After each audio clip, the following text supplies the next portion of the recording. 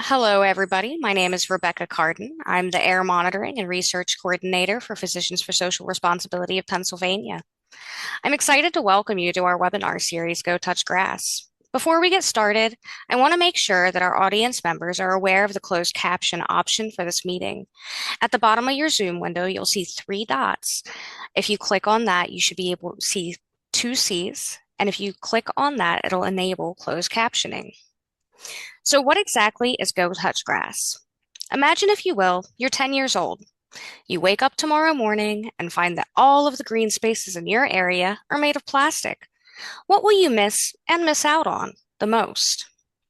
Replacing natural outdoor substrates with synthetic materials comes with well-studied negative impacts to our health and environment. The dirt becomes granulated end-of-life tires, and the soft blades of grass are transformed into bits of plastic. The result being a substrate that sheds microplastic, PFAS, PAH, and heavy metals. 10-year-old you doesn't really know any of that. Instead, they recognize that the ground is not cool. In Pennsylvania, the highest recorded surface temperature for AstroTurf was 175 degrees Fahrenheit.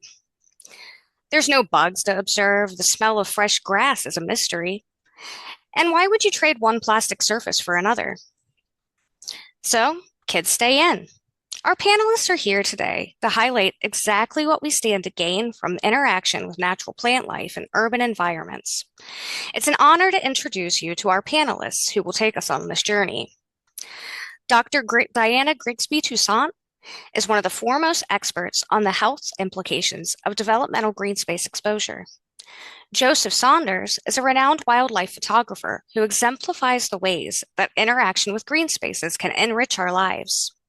And Jeremy Chen from Clean Kensington is here to discuss how the creation of urban green spaces can become a powerful tool for community building.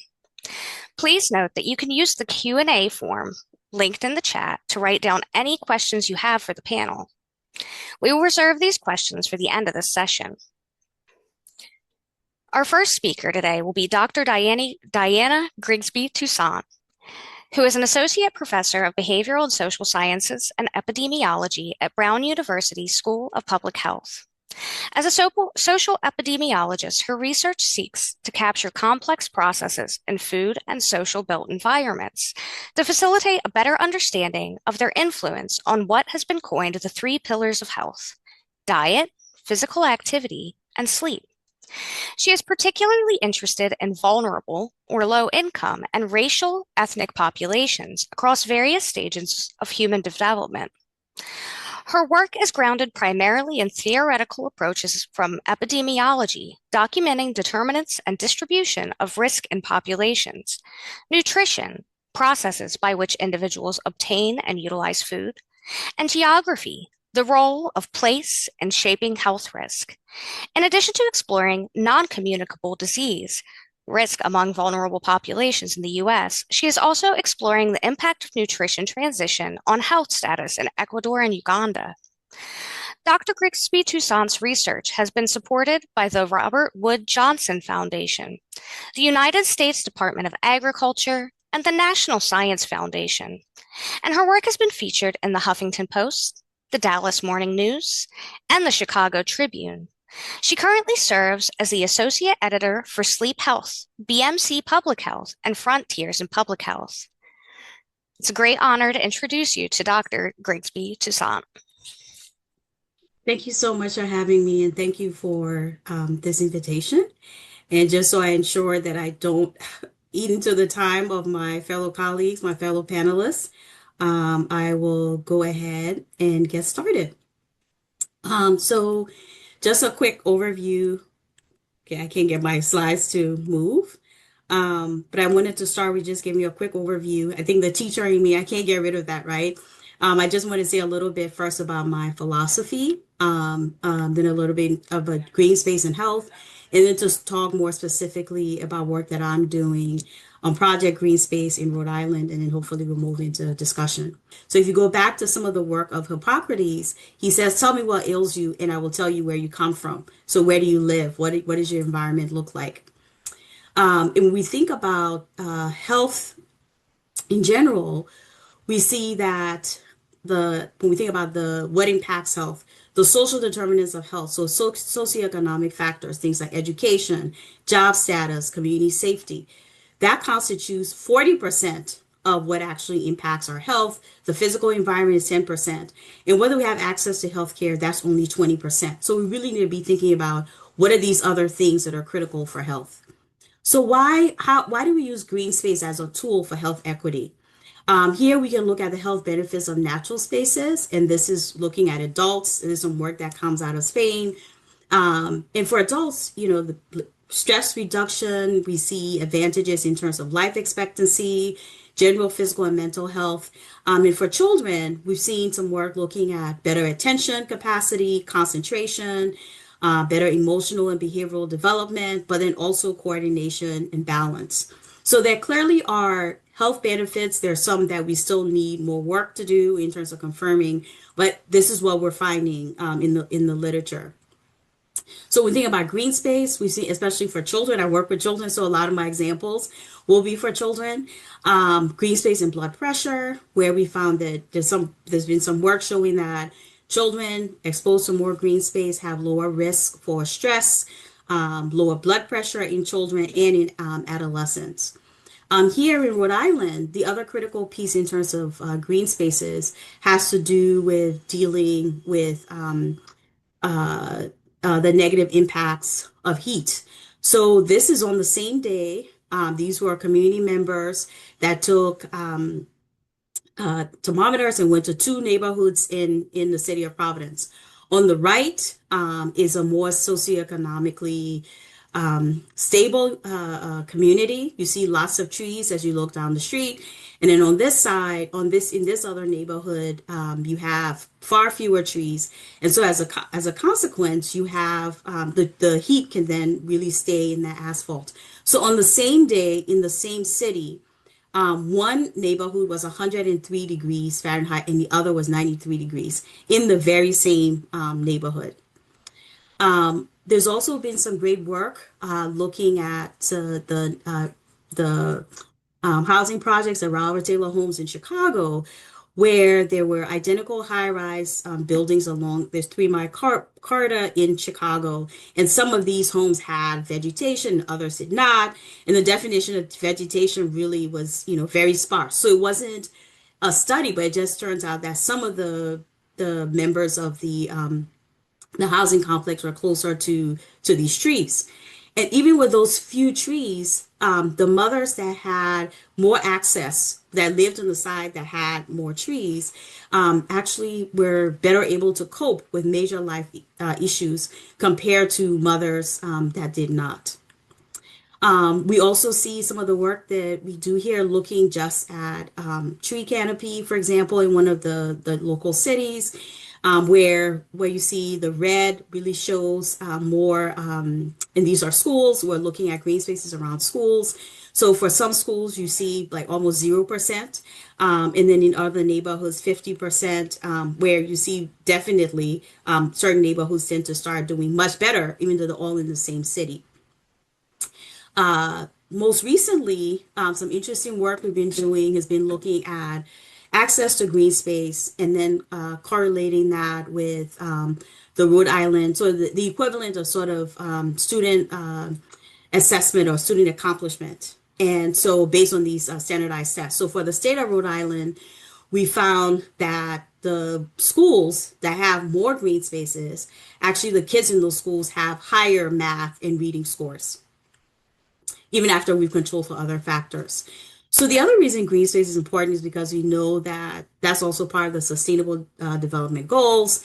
And one is to ensure that people have universal access to safe, inclusive, and accessible, green and public spaces. And this concern really for women and children, as well as people with disabilities.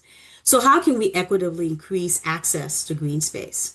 So one way there's been some work out of Europe, instead of just saying, is the green space there have been more specific questions that we wanted to ask. And so one rule we have is something called the 330-300 rule. And so that means, can you actually see green space from where you live? So usually that's 3 trees.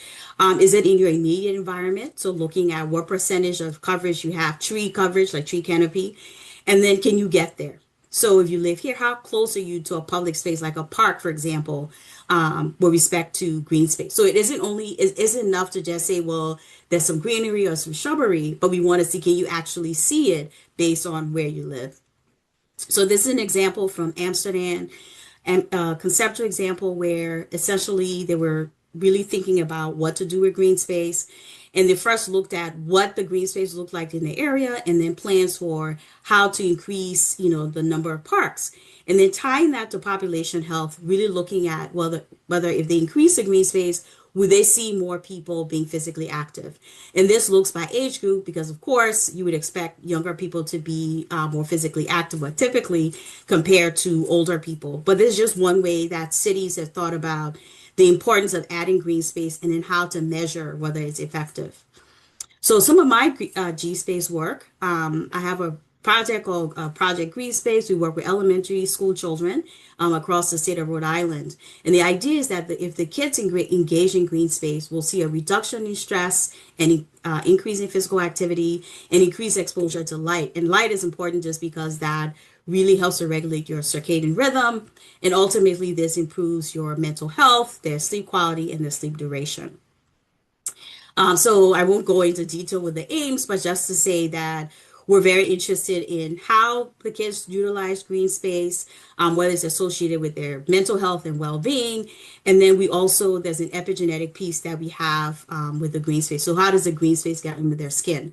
So the technical framework, we give them these devices and we look at where they walk, what they do over the course of the day and how much green space they have. And then we also look at the levels of physical activity each day, as well as how much sleep that they get.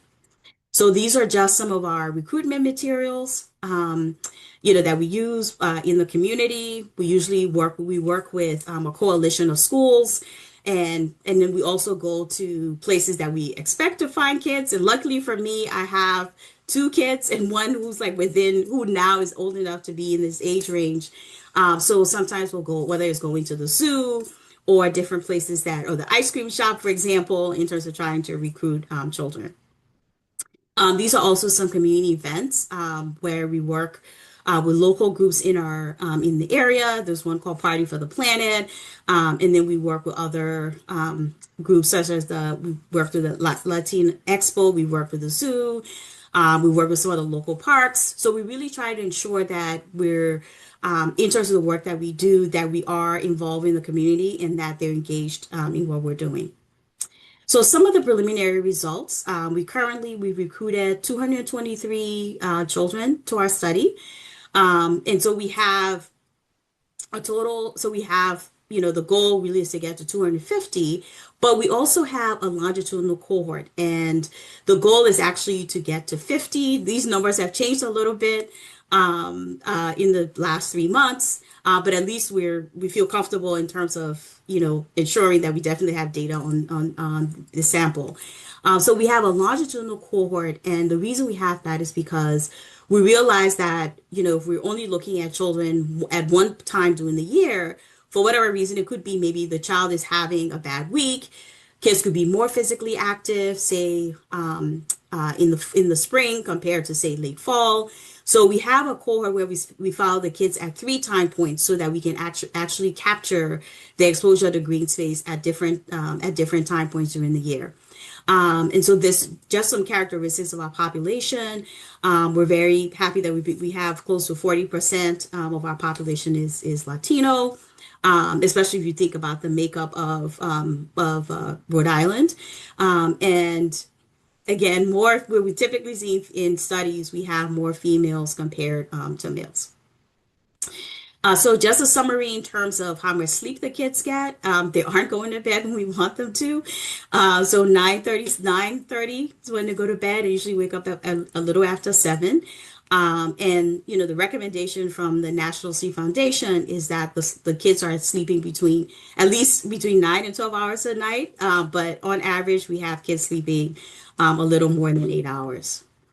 So one of the other important things that we looked at is just this idea of the 330, 300. So we don't want to know, we don't want to just say, okay, yes, the kids have access to green space. We really want to know, can they really see some of the trees, for example? Do they have access to a park? And so in our sample, in terms of actually being able to see trees from where they live, the most of our studies not the kids in our study are not meeting that, and they don't have a lot of tree canopy. However, in general, the state of Rhode Island does a really good job in terms of maintaining parks. So we have at least a decent percentage of our sample that has access to that live within 300 meters of a park. So yes, just some baseline data, and this is all preliminary, is likely to change, and hopefully we'll be publishing very soon. So most of our children are healthy weight. We do have about 13, a little more than 13% that are considered obese for based on BMI. Um, and then in terms of blood pressure, most of the kids, again, happy to see that in normal, especially for the in the normal range. But then we have more variation and some concerns in terms of stage two hypertension among the girls. So this also one of the things that we also try to capture are differences in weekday versus weekend travel in terms of where the kids go.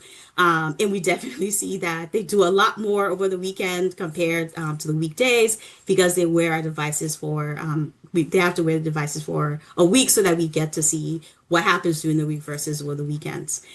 So some other data that's been really interesting is that we have found that the kids that get more green space exposure, they sleep almost 40 minutes longer each night. They score higher. One of the other things we do, we have cognitive tasks that the kids do, and they tend to score higher on those tasks. And they're also less likely to report stressful issues compared to the kids that do not. So one other interesting thing is that we found that the parents are not accurately reporting how much sleep the kids are actually getting. So they think that kids are getting a lot more sleep is what they tell us. So we have an objective and a subjective measure of sleep on our in our study. So we have the device, we have an actigraph that actually tells us how much the kids sleep, and then we ask the parents. And overwhelmingly, I think up to like 83% of the parents are not in what they're saying, what the kids are actually doing, are not aligned. So a really interesting area in terms of just communicating with parents with respect to how much sleep the kids are actually getting. So some of the next steps, just understand, of course, doing more in terms of emphasizing that green space is important for health. We have ongoing recruitment. In Rhode Island, we have a large Portuguese-speaking community, and we're trying to engage more of them. We're also doing more work in terms of tree planting with local community-based organizations, and also trying to do a little more of the USDA, and trying to do more community-based work in terms of presenting and engaging with the local community. So these are my co-investigators. And then these are members of my lab. Some of them have graduated. I actually have more, but I couldn't get everybody's picture before this. And then this is a larger center that I work with. And this is our advisory board. So thank you to the NIH for funding this work. And I wanted to dedicate this to my dad because I unfortunately lost him last year. But he was a diplomat and he traveled to 74 countries, 70 countries, and he lived to be 74. And he would always tell me that parks were among the most important places to visit because there was so much that you would learn about the country and about wherever you went. Because he traveled a lot and he would learn a lot about the families and the demographics. And so I think that's great based on some of the work that I do. So thank you, and I will stop here. Thank you so much for sharing, Dr. Grigsby-Toussaint, and thank you for letting us know where you found your sense of wonder for the outdoors.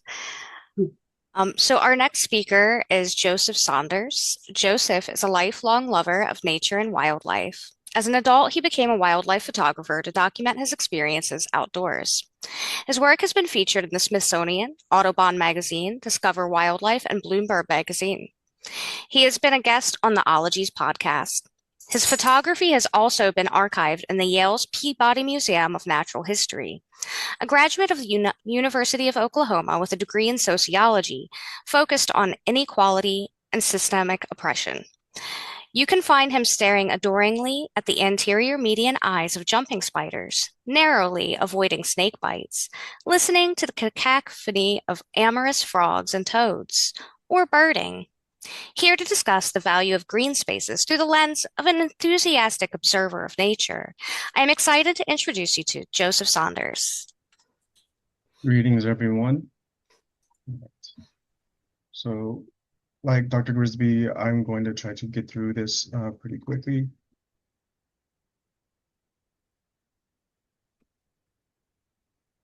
We're doing well here. All right, so introduction was already made. I do wildlife photography. I've always specialized mostly in the area of more the underappreciated fauna of the world. I grew up in San Antonio, Texas, and for me, the green anole was really kind of a spark animal for me. They're very abundant in San Antonio, so they were accessible to me. I've been a wheelchair user my entire life, and they are in every green space, every park, on every house, every bush, practically, that you can come across throughout San Antonio. After I got older, I learned about field herping, and one of the ways that it's done is through road cruising in rural areas, and that has become a very useful tool for me since hiking trails, another common use, wasn't as accessible to me. Here we have an eastern hognose that I found a couple of years ago on a dirt road in Oklahoma. Back in 2014, I had asked a friend about improving some of my photography, my photographs of reptiles and amphibians, and he suggested I get a macro lens. So I followed his guidance, and I learned after acquiring it that it could actually fill the frame with medium-sized insects. And so then my love of reptiles and amphibians grew into including invertebrate animals as well, like this jumping spider here. And if anybody was curious, in the intro, she mentioned interior median eyes. That's these two large eyes here with jumping spiders. In 2020, me and some of my peers, we started the first Blackbirders Week. This was a response to the harassment that Christian Cooper experienced in Central Park, New York, after asking a woman to leash her dog, which is appropriate for the rules of the park. The reason that we did this is just to kind of increase the awareness and visibility of Black people who do appreciate the outdoors, as we are a grossly underrepresented demographic within the nature and wildlife space. And so what I am going to do from here is really kind of talk about parks and urban spaces, or even state parks, mainly from the lens of a person who uses a mobility device. As I mentioned, I've used a wheelchair my entire life. And these two photos represent, or these next few slides will represent some of the challenges that I see frequently in the field. This photo here to the left this is both the same area, Red Rock Canyon in Oklahoma.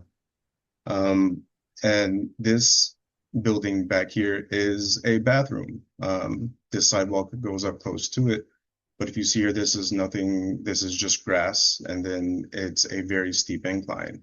If you look very closely over to here, you'll see steps, which makes this bathroom inaccessible to someone like me who uses a wheelchair. So great that they have a bathroom in an outdoor space, but it doesn't really mean much for a wheelchair user like myself. I still have to find another opportunity somewhere else. These are some challenges that I find locally here in Oklahoma City, in the metro area. This is a park that is within my neighborhood, actually. I'm very grateful to this park, but it still presents some challenges. So in 2023, on this bridge, over to the right, the wood was rotting and kind of deteriorating, which created these sort of divots, pictured here on the left. And because of this, I was carrying some binoculars, and I usually carry them on a strap around my waist and back, and that sit over my knees. And the front wheels, as you can see on my wheelchair here, are small. And so what happened is, as I was pushing up the bridge, the front wheels dug into this and it caused me to fall. the result of the fall was a pretty serious shoulder injury that I still deal with the shoulder pain from that injury. I sprained my ankle pretty severely, and I nearly lost my wheelchair because as I fell, essentially right about in this area, you can see it's on an incline, so that my chair started to roll back, and I had to make a very swift movement to be able to grab my chair to stop it from rolling further away so it couldn't escape me, and then lift myself back in the chair from the ground. This middle photo is actually back at Red Rock Canyon, the previous photo here. There's a nice bridge that this is actually going over a creek, but if you look close, the space in these boards caused the tire on my wheel to actually fall in between it. So I was not able to turn my chair left or right until I had actually lifted my person and my chair out of the gap between those boards. So we need better informed construction when it comes to boards, not boards, but boardwalks, bridges, and the like. This is the same park, and it's also part of the Oklahoma City Metro. You can see that it's kind of really broken down here. And kind of building on part of Dr. Grigsby's work, this neighborhood is in a zip code that is predominantly Black and brown people. And it's something that we experience a lot in the way that our neighborhoods, our parks are not prioritized and do not get the support that they actually need in terms of funding from the cities.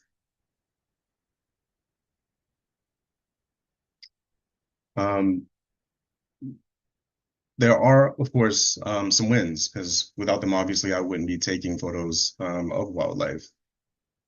This park here, or the photo to the left, is the same park that contained the bridge that I injured my shoulder on. It's a different bridge in a different area, but it offers you this view into the creek that flows through the entire park. It's wonderful, but we need more work and better management of the bridges and the other accessible spaces. In the previous photo, I showed how this was broken down here, and the photo to the right is the very same boardwalk. If you look close over to the right, there's a creek that runs through this one. These are actually separate parks and within about 10 to 15 minutes from my home. So they offer great opportunities to gain some meaningful experiences with nature, but without proper management and proper thought and care put into them, they can also be dangerous. Now, this represents some contradictions, kind of similar to not dissimilar to what I've kind of shown so far. So if you look closely at the middle photo here, this is my vehicle here, and this entire area was gated. And it's hard to tell from this, but the gap here to get through this gated area is extremely narrow. In my case, I was lucky enough that I use a wheelchair that was able to just barely fit. But I've known a lot of people in chairs throughout my life. I used to play disabled sports in my younger days, and the majority of people I know and that I've met would not have been able to fit through that area.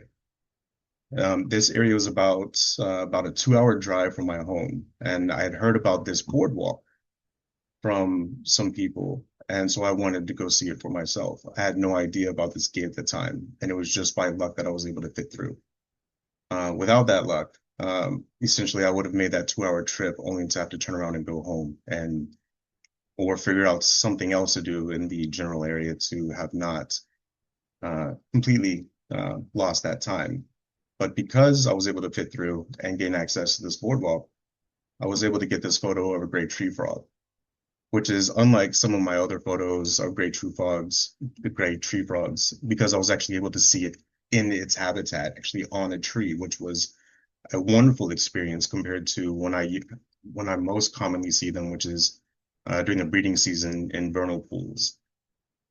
But it's because of this boardwalk and the way that it's actually built well, you can see all of the canopy that's around it. And because of that canopy, led to the photo. Another contradiction here is this is a completely separate park from anything that we've seen so far. If you look at the photo on the right, it's the same situation that I described earlier about the gap in the boards on a boardwalk. I don't remember what it was that I saw, but I saw some sort of an insect on the ground and I was pursuing it, trying to see what it was. And in the process, I wasn't paying attention. I just saw grass and my will fell into this area here. So I had to do the same thing where I essentially had to lift my person and then my chair out of it because I could not turn left or right. It's important to note that not every disability is the same. As I mentioned before, I used to do athletics in my 20s, and I played wheelchair basketball for the University of Oklahoma. I do not represent the majority of people with disabilities. I've been fortunate enough to have the athleticism, the stuff that I do, that a lot of people may not have. So for some people who don't have, like, for example, full control of their core muscles, something as simple as this, as a 2 inch drop of their wheel, could cause them to fall completely, as where I was able to maintain my balance and make the changes that I did. Around this park, there are these picnic tables, but if you look behind, you can see all the grass and there's a lot of canopy around there as well. And because of that, it creates this wonderful kind of dynamic of where kind of man-made structures meets nature. And because of it, creates easy access to a lot of other small invertebrates that I see, often like this praying mantis. And once again, because I was able to access this area, I was able to get this photo of this praying mantis. A couple of some other examples of places that I've been in some of my travels that have done great work is the Anahuac National Park at the Bolivar Peninsula in Texas. They have this boardwalk that goes through much of the wetlands and has afforded me incredible opportunities at wildlife observation. The light wasn't great that day, so I didn't come away with any good photos, but the experience alone was worth more than any photograph I could have captured. This is in Oklahoma, the Ouachita battlefield. This is in West Oklahoma, and it's kind of hard to tell from these photos. It doesn't offer the best perspective. But if you look at the photo on the left, if you look in the far background, you can see these plateaus. So the position that I'm taking this photo from is essentially about the same elevation. The photo on the right is basically in the valley. So if you think essentially at the bottom of these plateaus. And the way that they made this possible was by building this sidewalk that zigzagged left to right to slow the decline, which made it passable for somebody in a wheelchair like myself. If this had been just a straight downhill, it would have been absolutely treacherous. I would have killed myself trying to get down this thing. I still might have tried. Well, at least in my 20s, I wouldn't do that now. But because I was able to get down here because of a very thoughtfully constructed decline in this sidewalk, there were horned lizards, praying mantis, walking sticks, and all kinds of small wildlife running around everywhere along the bottom here. And I had an amazing time that day. Going back to Texas, so if you are a birder, you may be familiar with Lafitte's Cove that is on the Galveston Island. It is a nature preserve and it is tucked away in a neighborhood of I think it's some homes and some apartments, but the people of Galveston chose to preserve this and to kind of come to a compromise with developers to be able to preserve this area. And so they built this boardwalk, and this boardwalk here, it goes back into a sidewalk that goes underneath the canopy of this area. And this particular spot has hundreds of observations of migrating birds that come from the islands across the Gulf of Mexico and into Texas every spring. It's an incredible location, one that I always look forward to visiting anytime I'm in the area. Back in Oklahoma, we have the Sequoia National Wildlife Refuge. And this is a very simple one where they have a paved trail. And if I had gone on the right during the right time of day, the right side of this photo would be sunlit, and I would have a lot of opportunities to take better photographs of birds that day, or on a day that I choose to visit in the future. They also had a bridge that went across this waterway here, which allowed me to get this photo as well. And It's not always about photos, of course, as many naturalists know. Sometimes it's just simply about the experience of just being outdoors, and that alone is worth the time. Um, Smith Oak Sanctuary back on Boulevard Peninsula in Texas near Galveston. This is one of the most incredible places I've ever seen. They have this boardwalk that is inclined extremely well. They get to eye level to the canopy, and you can look warblers and other migrating bird species, songbird species, basically in the eye at eye level. And because of that, I was able to get a photo like this of this warbler here. The name is escaping me. Somebody probably knows. Prothonotary warbler. Um, Also, it's hard to tell from this photo, but down in this area is a wetland. And so I went down in that area and I got a photo of this American alligator. So some broader perspective, some of the setbacks of not having green spaces in urban areas is not everybody can travel. Like as I mentioned, I don't represent the broader demographic of people with disabilities. And it's not only just a matter of disability, but things like poverty and essentially, communal investments make um, create hindrances for people to have the opportunity to enjoy nature with the green spaces.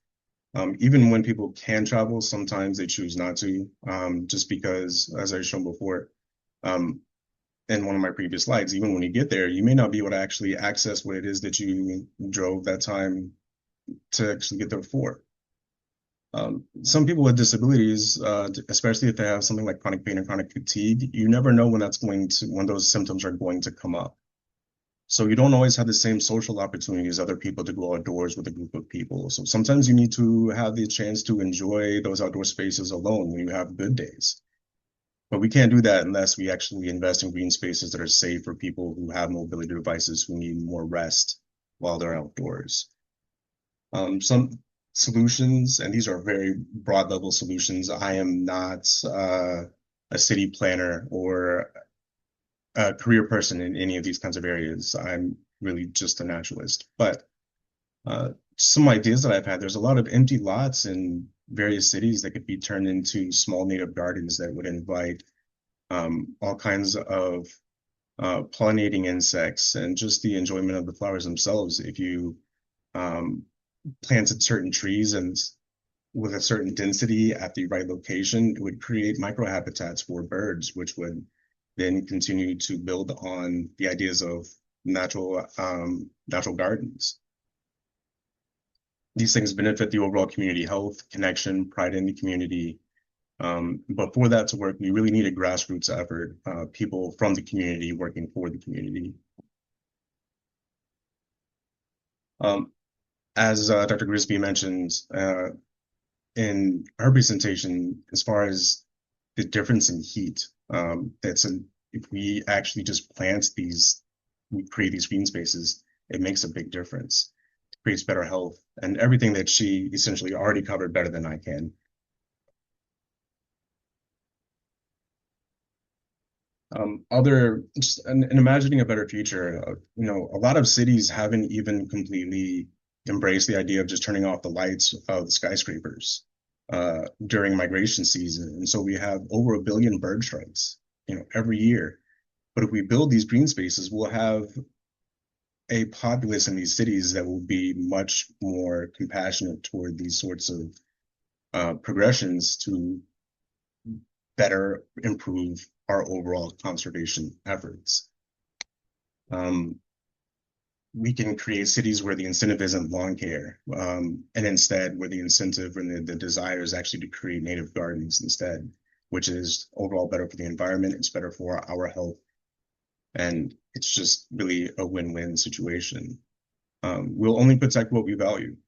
And so if we don't give people who are currently locked out of these opportunities because of redlining and all of the history of urbanization, then we are doing ourselves a disservice for building an opportunity for the next generation. I'm just gonna stop it there. Honestly, that felt like a pretty good note um, to end on. But if you have a couple of seconds to read through last bits of points here, we can save anything else for the Q&A toward the end.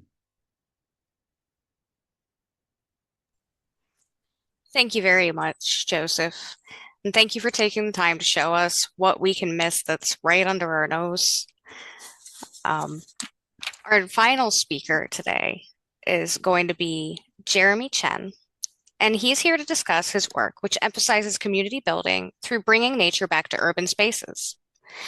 Jeremy is the founder and director of Clean Kensington, a nonprofit profit focused on empowering local teens with paid labor to uplift their community through trash cleanup, community gardening, environmental advocacy, and broader neighborhood development work. He is the father to Jules, 3.5, husband to Amy, and a proud resident of Kensington, Philadelphia. I'm excited to share with you the work of Jeremy Chen.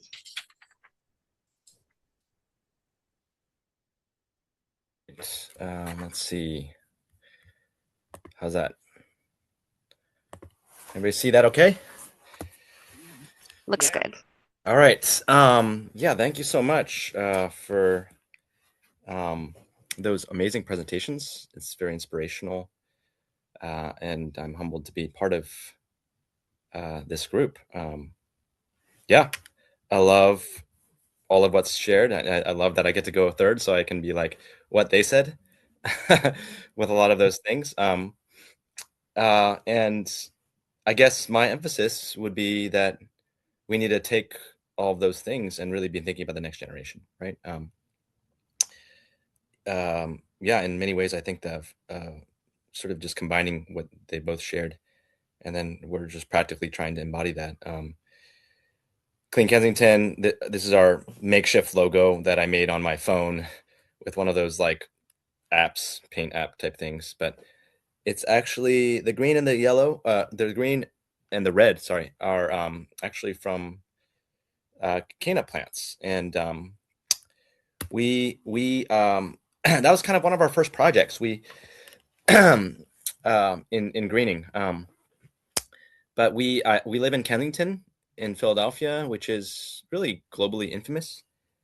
I'll touch on that in a minute, but during COVID, we with George Floyd, really,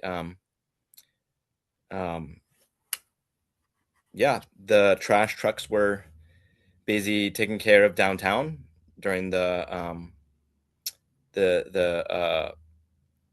the riots and the protests, and yeah, they left our neighborhood neglected. So of course that's kind of always what happens, right? Where more wealthier places become the priority, and so walking home, I saw the trash, and a rat jumped over my foot, and that kind of was the moment that sort of told me that I needed to like not just notice the trash and walk past it, but that we should start doing something.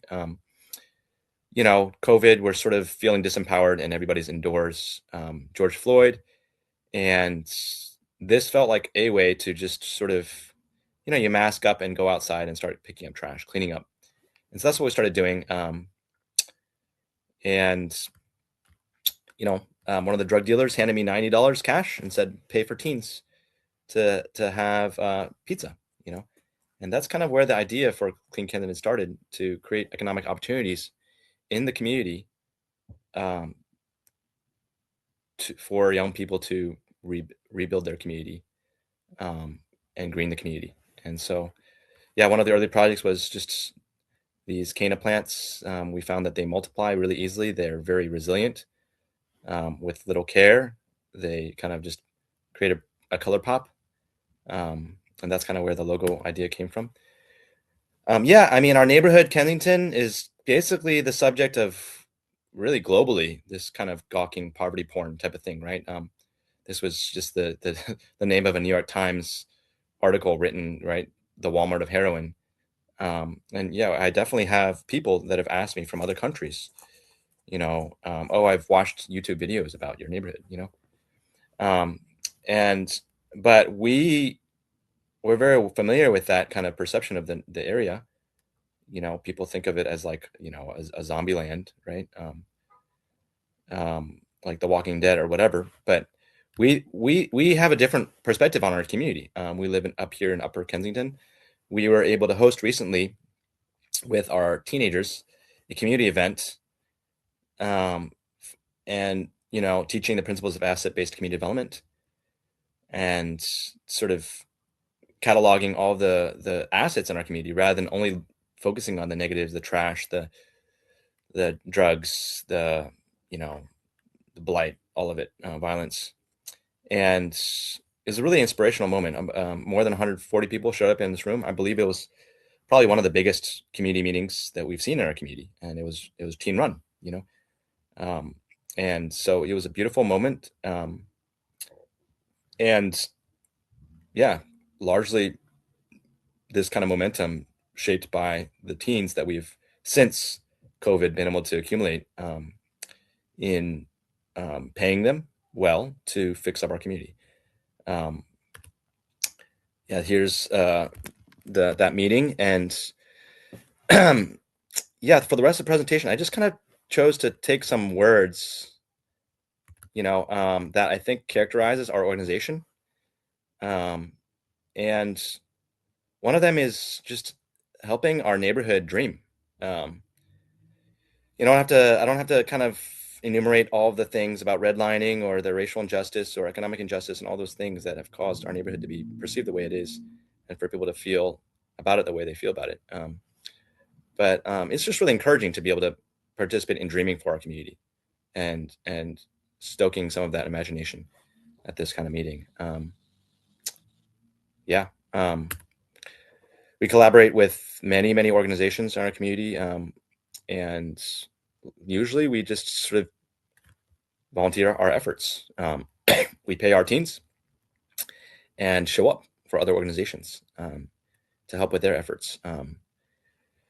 But yeah, we show a lot of hospitality. Our teens are used to other groups coming to work with us to clean up spaces. This is a space that we've been attempting to turn into a garden. We've got a lot of different spaces like this, but this one has been particularly difficult. I mean, it's complicated, the reasons why. It's related to being right next to a drug corner and being an easy place to stash drugs.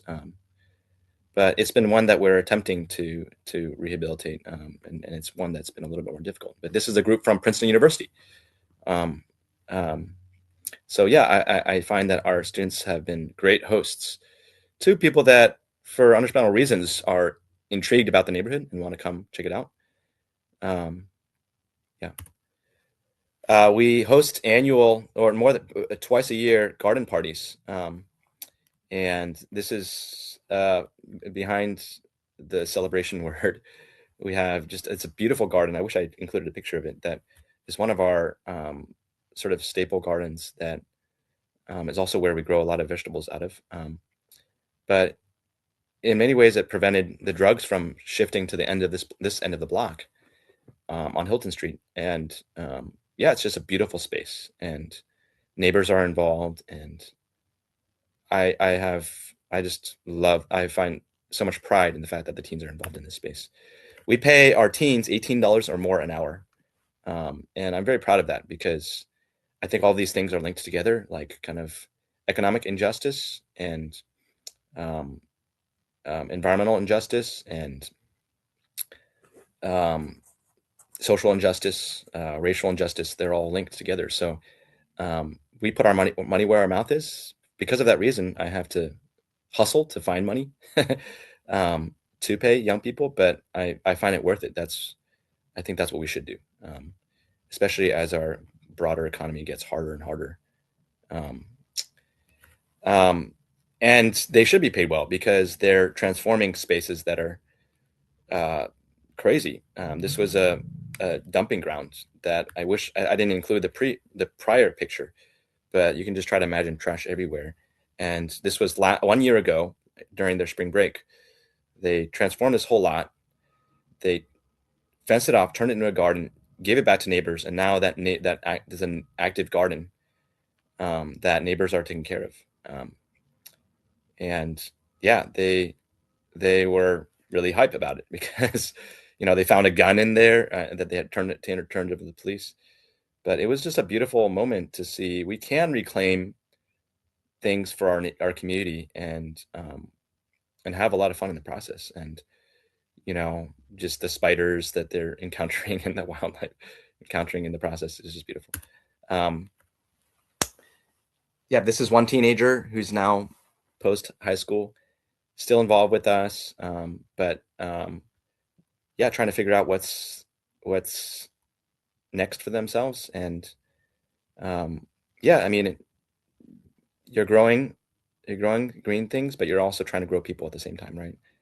And so we find it really rewarding to think of it that way, and it's just amazing to recognize how much grit our young people have, and it's beautiful to see them hustling in positive ways in our community, and pushing past some of the struggles they've had in the past. We do things beyond the greening and the trash cleanup work, and the planting trees, and that's a specific effort we have this year. Some of them, like when it's snowing, we help other organizations shovel. And so I just think that neighbors have described our teens as the hardest working crew in the neighborhood, and I really believe it. We actually do require them to work really hard, partly because they're paid so well, and we don't want them to think that it's easy to come by. But yeah, I mean, creativity. This was one of the teens painted this kind of stuff for our holiday party, right? And it was just, yeah, it's amazing. Of course, the heart of it, we need to have connection, right? You don't really introduce young people to care about green spaces and to care about growing your own food and food sovereignty and all these topics without having them feel like this is an alternative social network within the neighborhood. Getting them off their phone, someone was mentioning that, and just touching grass, right? And having these new friendships that, so this was like a men's night where we just had wings. And yeah, we also bring our teens on quarterly trips, and we have lots of several adult volunteers that are very committed to us. This was a trip to nearby Lancaster where we went to a farm and things like that. So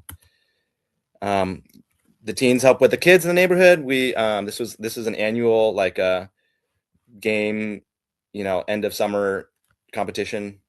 It's really fun. You got to include fun in anything you do, right? And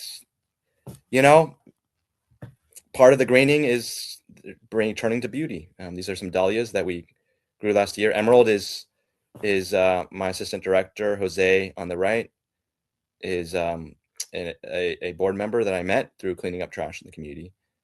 And but we have no illusions that we're really novices. We're learning in the greening space, but we're having a lot of fun as we learn about it, all this stuff, and we're moving towards more environmental advocacy with our teens, and it just feels like we're part of a life-giving movement within the community that's grassroots and that is bringing new life into the community. So that's all I have to share.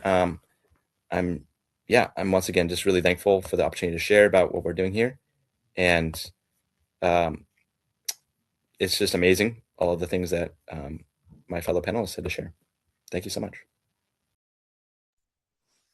Thank you for sharing your work with us, Jeremy. It's definitely inspiring. I think anybody that we have discussed this with has been really interested in how you manage to get this to work. It's an incredibly productive and difficult project.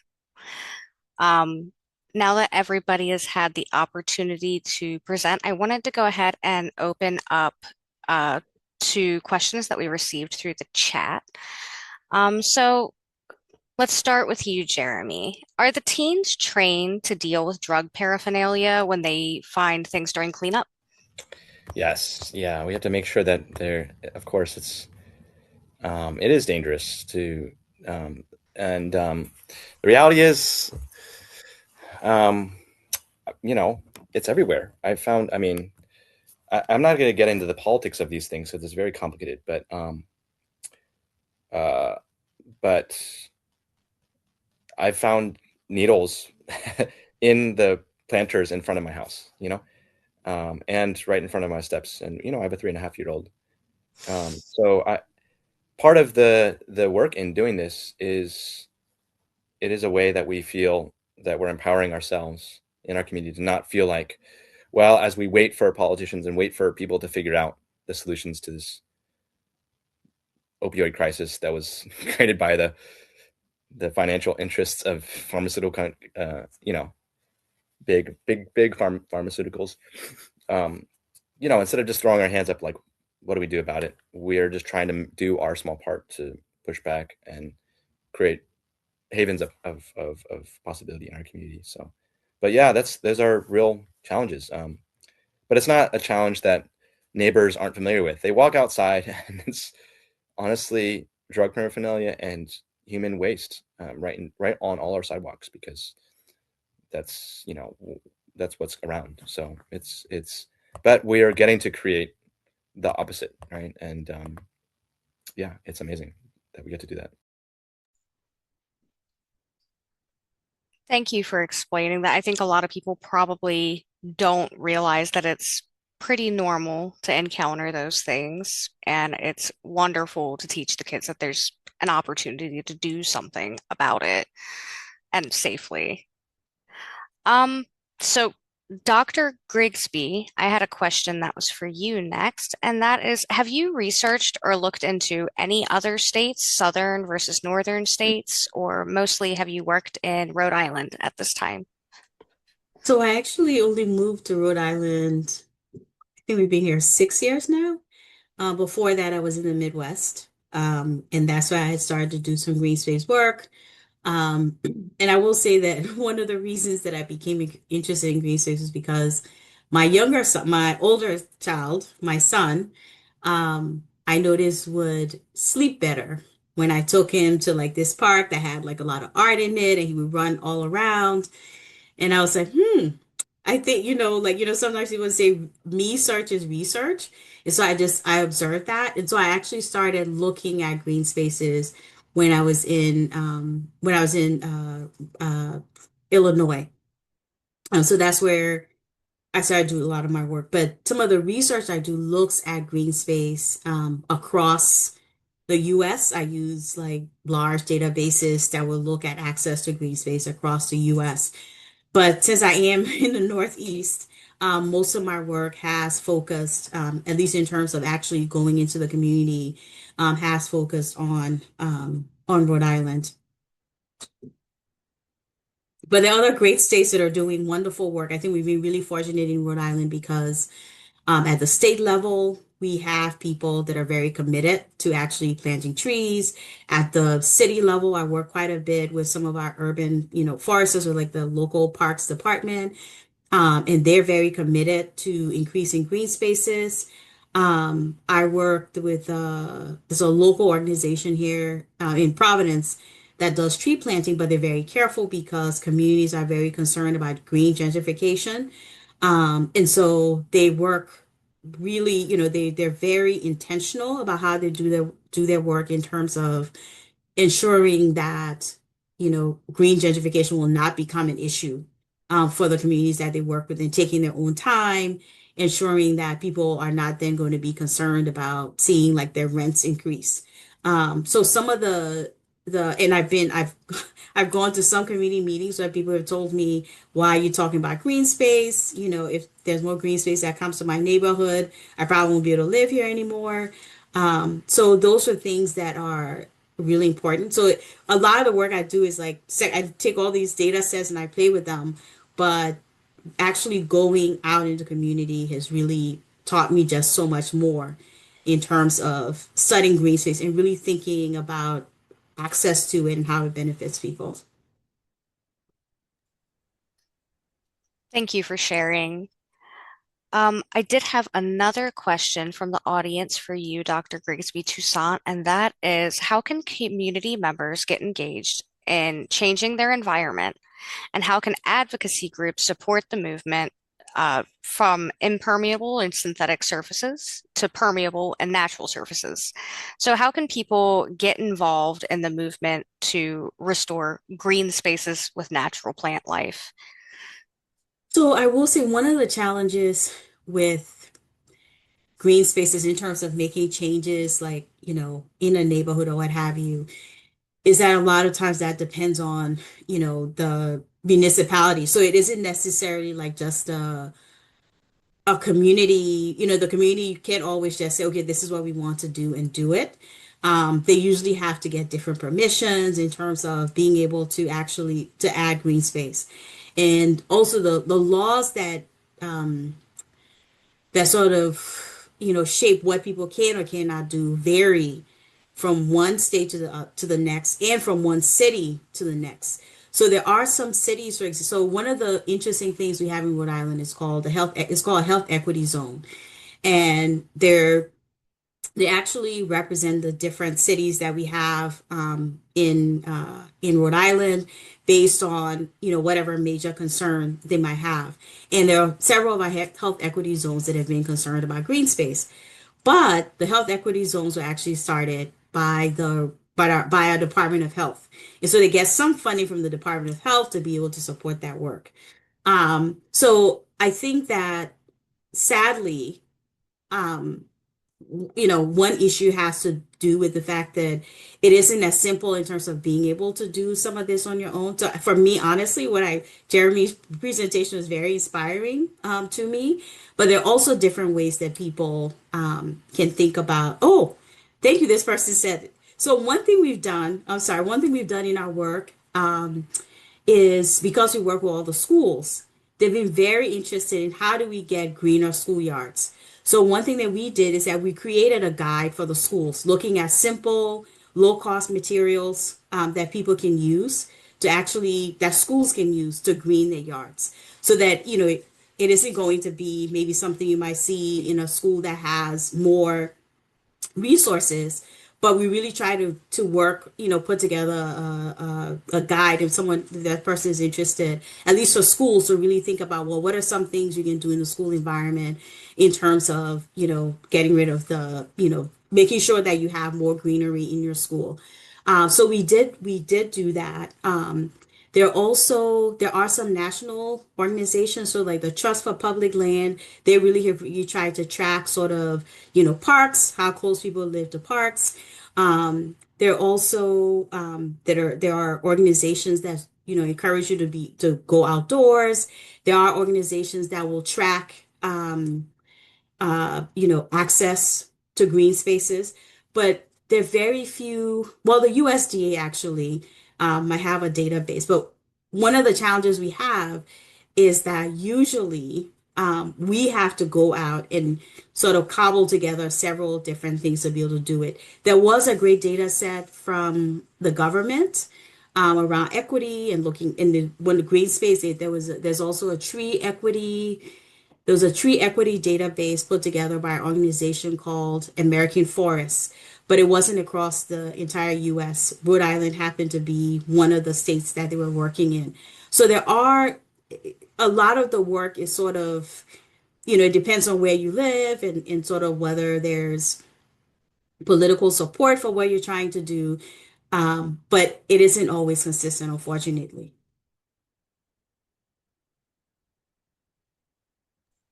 Thank you very much.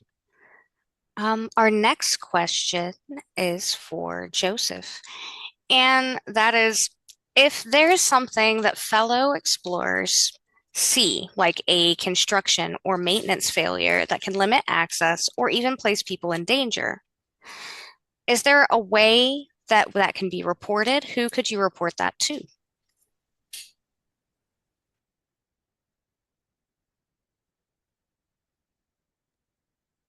There isn't one that it is like that I know of that's broad, at least in terms of like a national, federal. It really kind of bit goes down to who's in your community. The best way that I've actually found is to get involved in essentially your very lowest level of government of whoever is involved in that specific city council is probably Mhm. report that to.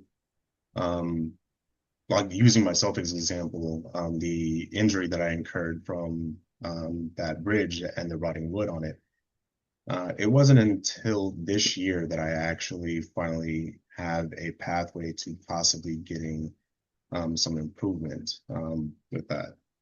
They did do like some changes because I did complain to the city. They did do some changes and some maintenance on the bridges, but it was a very poor job. I only recently got networked into who my specific representative is for my neighborhood.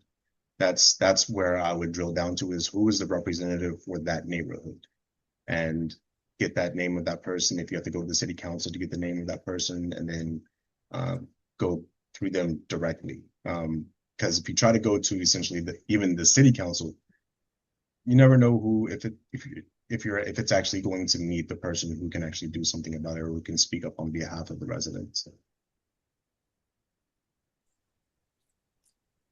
It's a little bit frustrating that there's not a good streamlined system for that, but Yeah, and unfortunately, there isn't a lot of legal precedence for it either. I tried to pursue that route, and that was a very fast dead end. another question in that vein for you, Joseph, is have you seen in recent years an improvement in accessibility to public spaces in your area or where you've traveled, or has it been pretty much the status quo? So actually right now in Oklahoma City, there is a new bill that was passed for the entire city. The name of it is escaping me, but they're essentially building a connectivity that is a walkable, bikeable path that's essentially throughout the entire metropolitan area. It is a really great idea. It's really good in terms of that connectivity that they're talking about in terms of what it is that they're trying to support. As a naturalist, I'm not all that impressed. Like, great, we have sidewalks, we're building the connections. We're not building habitat. We're not, we're actually, it's getting in the way of habitat. We're manicuring more lawns and all that kind of stuff, keeping everything really low because we're controlling for things like, everything that people consider pests, mosquitoes and insects and all those kinds of things, without understanding how important of a role that they play toward ecosystems. And that's the piece that we really need if we're going to, make these decisions and make these improvements for the connectivity and the travel ability without vehicles. We also need to be thinking about how we can actually create better microhabitat along the way.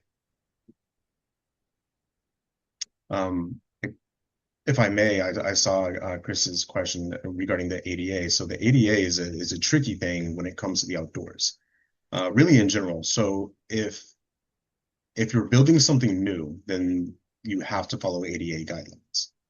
If something already exists, the ADA guidelines don't really apply until an update to that existing location is required.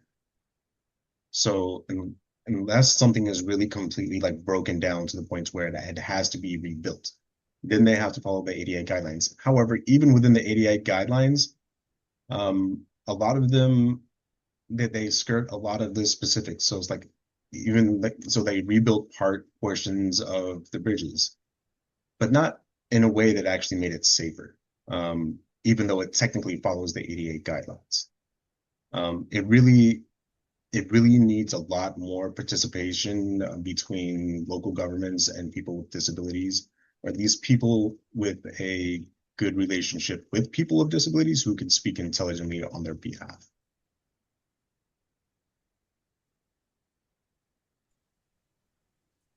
Thank you for that clarification. I feel like a lot of people really don't have enough experience working in that realm to even know where to begin. So this is really helpful.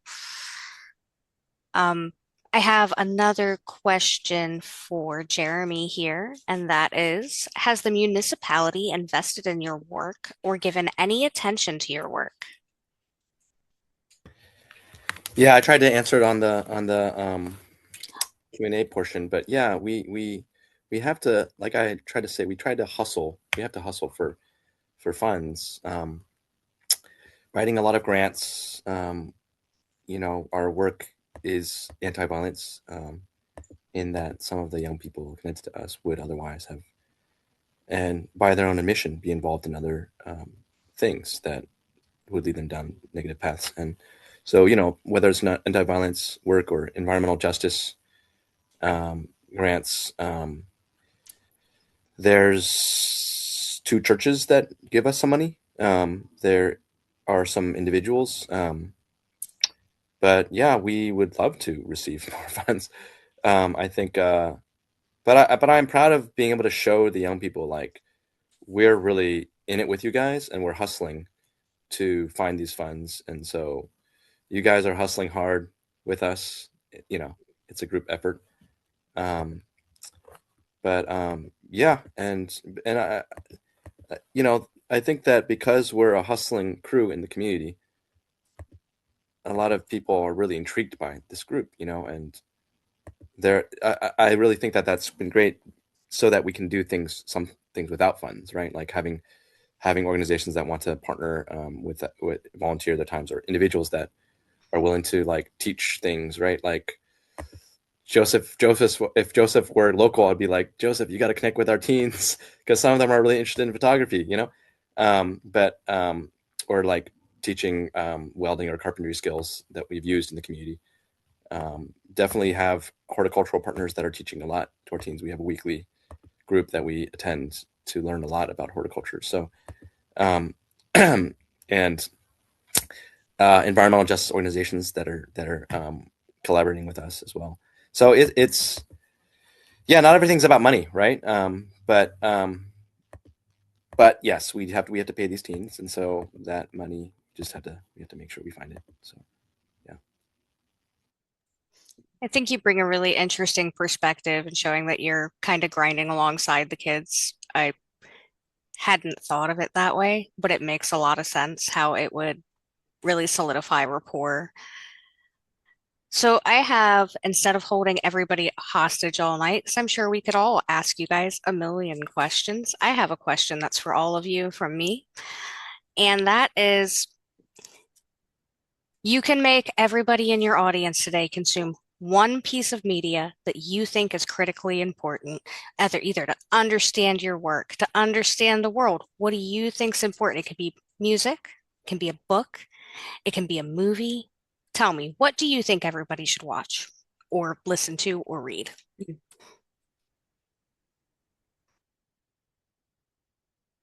I can go first. I actually like, there's a book, I think his name is Robert, I can never say his name correctly. Robert Love, it's spelled Louw, and it's called The Last Child in the Woods. And that, I mean, maybe because I read it when, my child was younger, but it really impacted me in terms of, just the importance of him enjoying the outdoors and the wonder, the importance of that. And that also influences my work, and one of the reasons that I'm also motivated to do the work that I do. Yeah, that's it. Thank you for sharing.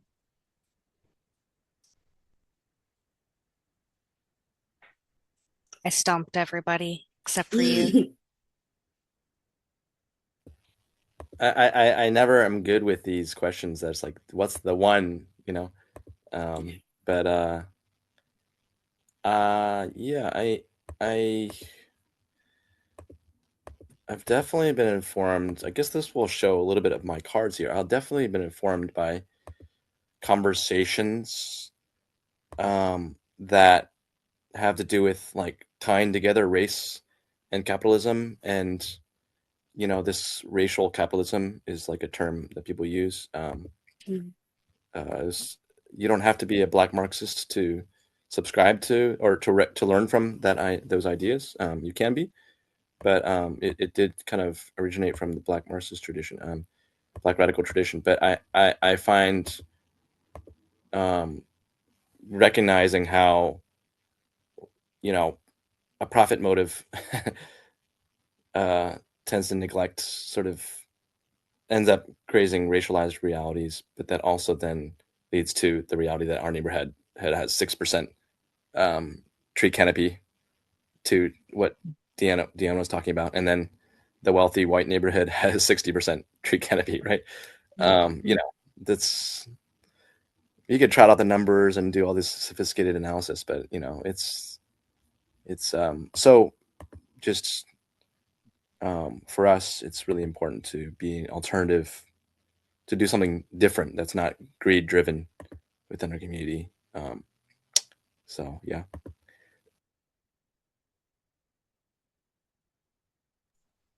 I think there's something to be said Sorry, go ahead. about learning from each other. So I think that that's very insightful. Thank you. Sorry about that, Joseph. Go ahead. Oh no, that's my fault for not giving you a chance to respond to Jeremy. Um, Man, I'm having a hard time actually, finding a piece of media that is like specific to this. This is a good question, which is crazy because I am a self-described cinephile and I really honestly cannot. I can't say that I can't think of one. I guess I'll share something that I guess that was like really impactful on me. So I'll be showing my age here, but the movie Ferngully had a profound impact on me as a child. The way that they essentially kind of crafted it and kind of understanding, deforestation and industrialization was the villain of that story.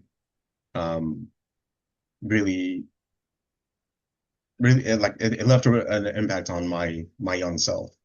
Um, More recently, it's not the whole media, but it's a specific character. If you like sci-fi, if you're a Trekkie, Star Trek Discovery is the best of the Star Trek series as far as I'm concerned. But there's one character in particular. His name is Booker. It's a black man, and the work that he does is in conservation, essentially from a galactic perspective, where he's actually going out and trying to save these endangered galactic species. And he does it with teeth, with violence. He will actually protect these creatures, and he's willing to be violent to do so. And I absolutely adored and identified very strongly with that character. One of the reasons why it ended up becoming, my favorite of the Star Trek series. Thank you very much for sharing and for alienating all of our Star Wars people. Um, um, is there anything else that you guys would like to share before I wrap things up here today? I just want to say thank you again for inviting me, and thank you to the other speakers. I really enjoyed everything that you guys shared tonight, and I usually, that I usually give like, this is just really nice for me to be able to talk in a more relaxed way about my work, and I really appreciated that.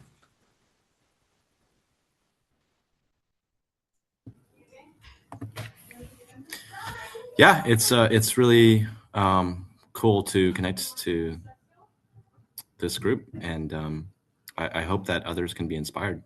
It's yeah, to have affinity in what we value, and just valuing the earth, valuing our environment, valuing the way we relate to each other, and yeah, we all need to learn from each other. So this is great, and I learned a lot from both of you guys.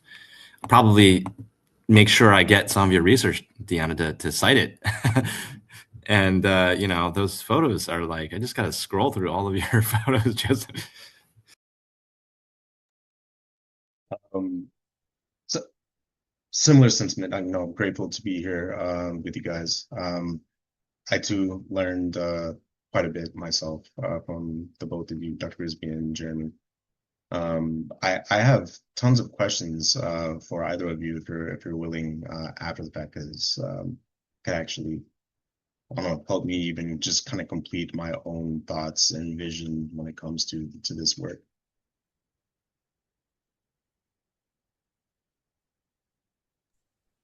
Well, I can say PSR PA is incredibly grateful to have the opportunity to host every one of you. It's been a real honor to work with you guys. And as far as our audience goes, if you take nothing else away from this, which I find hard to believe, at least please go touch grass. Everybody have a lovely evening.